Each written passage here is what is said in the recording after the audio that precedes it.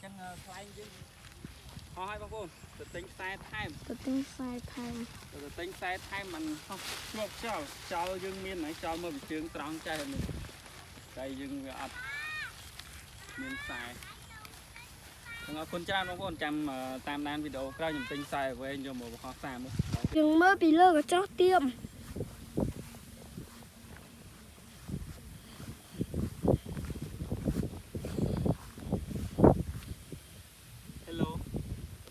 ឲ្យបងប្អូន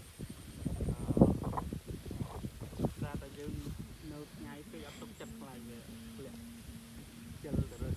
លាក់ទុកសិនចាំយកចាំប្រហោះងាយចាំប្រហោះ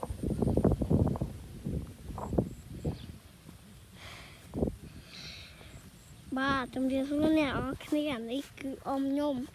គាត់ស្រាយខ្លែងវិញហើយគាត់អូចាក់ទិញមើលអ្នកអរគ្នាចាក់ទិញមើល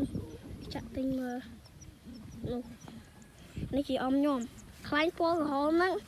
ពេលនោះវាផាត់កើតសារខ្ញុំឲ្យអ៊ំខ្ញុំឲ្យខ្ញុំប្រហោះខ្ញុំដល់ហើយខ្ញុំប្រហោះកើតបានធ្លាក់មើលចាក់ទិញមើលចូលស្រែគេស្រែនេះ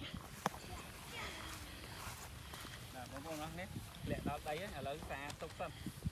បាទច្រើនបងប្អូនអត់ទេណា